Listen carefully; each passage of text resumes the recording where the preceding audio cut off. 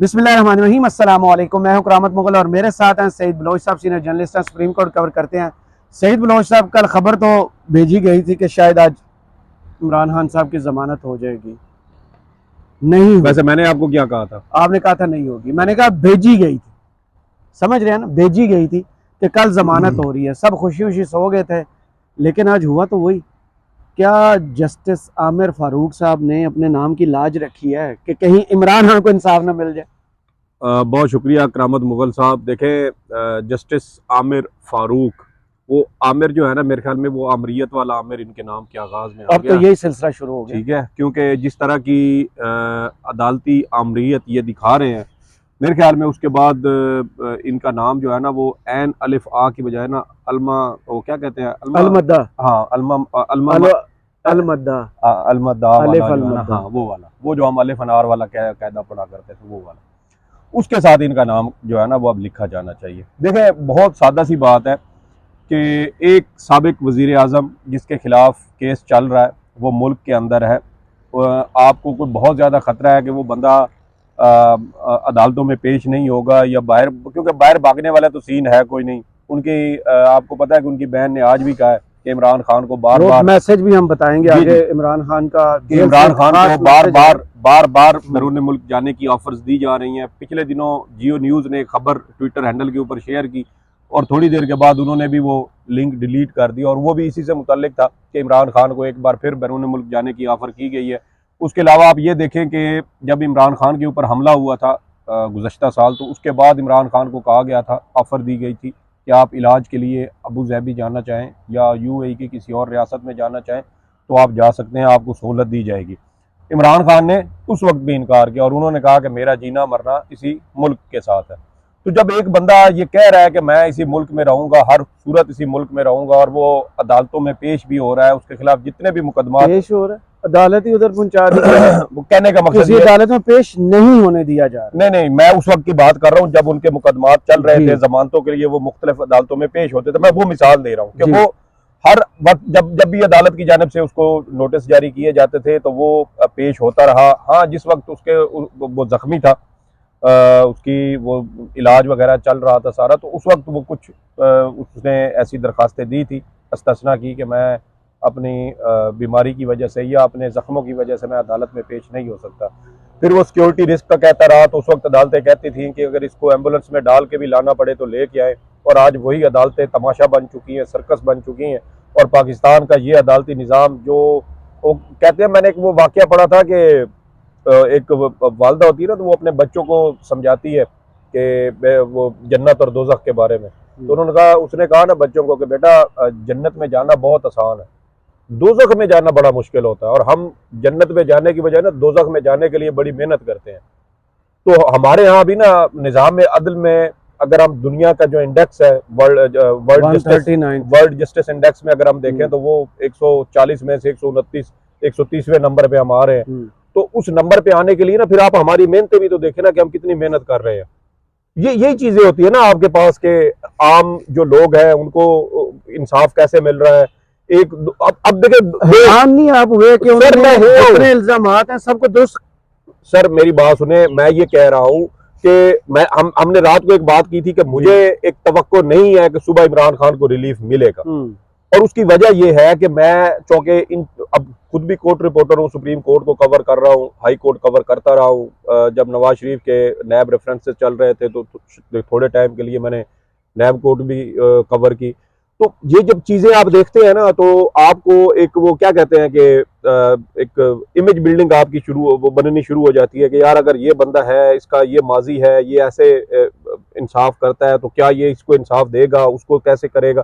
तो ये चीजें ऑटोमेटिकली आपके ज़हन में ना एक खाका बनना शुरू हो जाता है चीजों के बारे में। तो मेरे ज़हन में एक खाका बन रहा है, मेरे ज़हन में एक खाका ये बना हुआ है कि चीफ जस्टिस पाकिस्तान की अदालत से या जो मौजूदा फस्तायत जारी है, क्रैकडाउन जारी है पीटीआई के खिलाफ, मेरा अभी भी ये मानना है कि चीफ जस्टिस की अदालत से रिलीफ नहीं मिलेगा। जी प्रेस कॉन्फ्रेंस भी से पहले पुलिस ऑफिस सील कर दिया गया है। सारा चीफ जस्टिस के पास जा रही है, मीर भट्टी साहब है वहाँ पे। सर जो चीफ जस्टिस उनके पास जाएं या यहाँ पे आ जाएं, तो मेरा नहीं ख्याल कि इमरान खान के वकील हैं सलमान सफदर, उन्होंने कहा अब हम ट्रायल के लिए आ रहे हैं।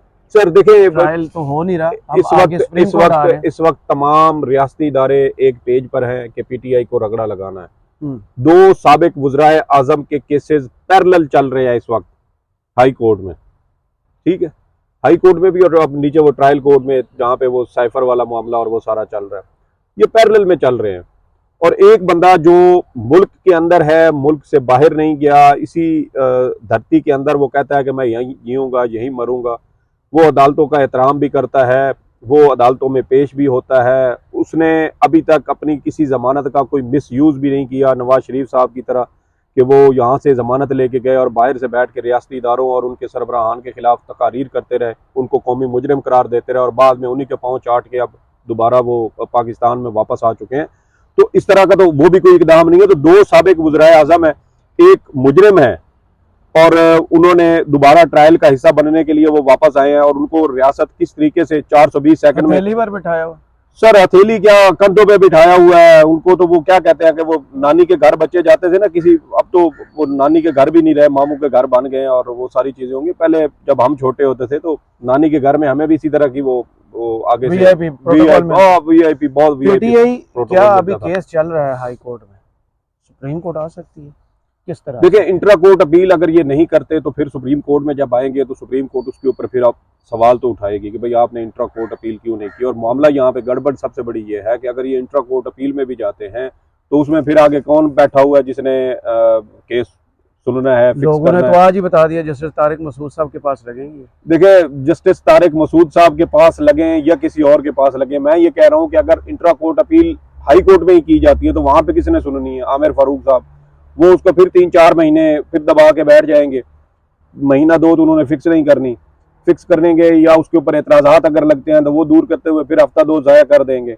फिर जब वो दरखास्त के ऊपर से एतराज़ात भी खत्म हो जाएंगे तो उसके बाद वो उसको फिर दबा के बैठ जाएंगे फिक्स कब करनी है। फिर जब वो फिक्स करेंगे तो मुमकिन है कि वो फिर लगानी उन्होंने फिर अपनी अदालत में ही है।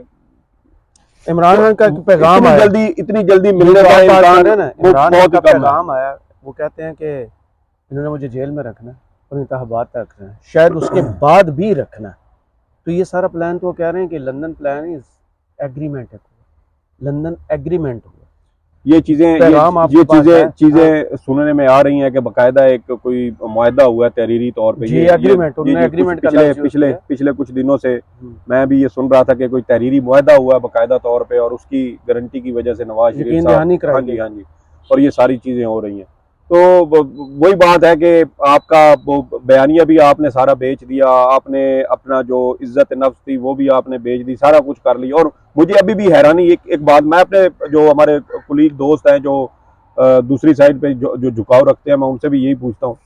मैंने कहा नवाज शरीफ का झगड़ा था इस्टेब्लिशमेंट के साथ, वो कहते थे कि इस्टेब्लिशमेंट ने 2017 में मुझे वजारत उज़्मा के ओहदे से हटाया। और वो ये नहीं कहते, वो कहते 3 दफा मुझे हटाया। चले माजी को हम छोड़ देते, हम ये फिलहाल जो ताज़ा तरीन एपिसोड, मुझे 3 दफा हटाया, ये जो हम ताज़ा तरीन एपिसोड चल रही है हम इसको लेके चलते हैं। तो वो कहते हैं कि 2017 में मुझे हटाया गया, इस्टेब्लिशमेंट ने हटाया, चंद किरदार थे जिन्होंने ये सब कुछ किया। तो सवाल ये पैदा होता है कि अगर आपको चंद किरदारों ने हटाया तो आप उनका एहतसाब करने की बजाय इमरान खान का एहतसाब किस बुनियाद पे कर रहे हैं? आपका असूल तो ये है ना कि मेरी अगर किसी बंदे के साथ लड़ाई झगड़ा हुआ या कोई मेरे साथ मारपीट करता है तो मैं बदला तो फिर उसी से जाके लूँ ना। ये तो नहीं हो सकता कि मैं राह चलते किसी और राहगीर को पकड़ के तो उसको 2-4 चपेड़े लगानी शुरू कर दूं कि यार उसकी वजह से, क्योंकि उन्होंने मुझे मारा था इसलिए मैं गुस्सा तेरे ऊपर निकाल रहा हूँ। तो वो जो हमने बात की थी कि बयानिए का बिगाड़ कहाँ से पैदा होता है, तो वो यही बुनियादी वो ईंटें हैं जो बुनियाद से ही वो टेढ़ी रखी हुई हैं नून लीग ने। और या तो इनको ये खुद सीधा नहीं करना चाहते या इनको सीधा करने की इजाजत नहीं दी जा रही, जिसकी वजह से ये सारा कुछ हो रहा है।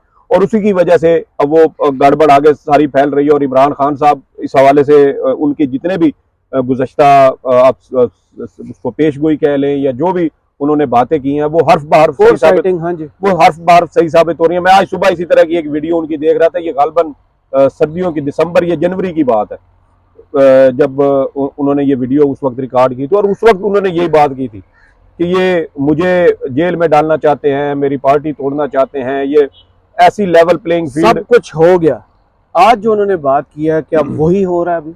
देखिए उन्होंने जो आज बयान जारी किया उसके मुताबिक ये उनके अहले खाना के जरिए उन्होंने ये जारी किया और ये 24 तारीख को खान साहब मीडिया से गुफ्तगू भी की है, 24 अक्टूबर को उन्होंने ये पैगाम कौम के नाम भिजवाया था और उनका ये कहना है मेरे पाकिस्तानियों, गुज़श्ता चंद रोज के दौरान हमने अपनी आंखों से कानून को एक मजाक बनते देखा। जो कुछ हमारी निगाहों के सामने हो रहा है वो एक लंदन मंसूबे का ही शाखसाना नहीं बल्कि एक लंदन मुआहदे का नतीजा है जो एक बुज़दिल, भगोड़े और करप्ट और उसके सहूलतकारों के माबैन तय पाया। मुआफी का परवाना हाथ में थमाकर अदालतों से सजा याफ्ता एक मुजरिम की फिर से सियासत में वापसी का इसके सिवा कोई रास्ता नहीं कि रियासती इदारों को तबाही के घाट उतारा जाए। चुनांचा जो कुछ हम देख रहे हैं वो हमारे निज़ाम इंसाफ का एक मुकम्मल इन्हिदाम और तबाही है। मेरे पाकिस्तानियों, हमेशा याद रखो कि मेरे खिलाफ जितने भी मुकदमात हैं वो मुकम्मल तौर पर जैली, मनगढ़ंत और सरासर सियासी आदाफ के तहत कायम किए गए हैं ताकि मुझे इंतखाबात के बाद तक जेल में रख सकें या अगर इससे भी उनका जी ना भरे तो इंतखाबात भी लंबे अरसे तक मुझे कैदी बनाए रखें। मतलब कि वो शायद ये कह रहे हैं कि इंतखाबात के बाद भी शायद वो लंबे अरसे तक मुझे कैदी बनाए रखे। उनका मजीद ये कहना है कि ताहम मेरी कौम में बढ़ता हुआ शऊर और बंद कमरों में तैयार की जाने वाली साजिशों के खिलाफ जोर पकड़ती मज़ामत इन्हें खौफजदा करती है। फिल वक्त जिस्मानी लिहाज से मैं ठीक ठाक हूँ, फिट हूँ।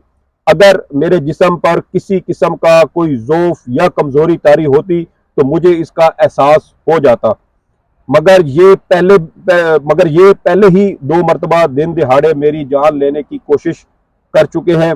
क्योंकि मैं अपना मुल्क छोड़कर जाने पर कभी आमादा नहीं होऊंगा। चुनांचा इस बात का कभी इम्कान है कि ये जेल में भी मेरी जान लेने की एक और कोशिश करें। ये उन्होंने खदशा जाहिर किया। मजीद कहते हैं कि ये कोशिश मुझे आहिस्ता आहिस्ता जहर देने, स्लो पॉइजनिंग की सूरत में भी हो सकती है। उन्होंने मजीद कहा है कि हमारी जिद्दोजहद एक फैसला कुन मरहले में दाखिल हो रही है। आपको अपने हकूक और अपने मुल्क की आज़ादी की लड़ाई खुद से लड़नी है। मैंने अपने वकला और तंजीमी जिम्मेदारान को हिदायत भिजवा दी हैं कि मुल्क भर में कन्वेंशन मुनक़िद किए जाएं और जब भी इंतखाबात का मौका आए इसके लिए भरपूर इंतखाबी मुहिम चलाई जाए। अब देखिए कि 2 से 3 बातें जो हैं वो इमरान खान साहब ने पूरी एक वीडियो बनती है मेरे ख्याल में। ठीक है, डिटेल से इस पर बात करते हैं। सईद बलोच साहब, आपके तज़किये का बहुत शुक्रिया। कमेंट्स बॉक्स में ज़रूर बताइएगा ये वीडियो आपको कैसी लगी। इजाज़त दीजिए, अल्लाह हाफ़िज़।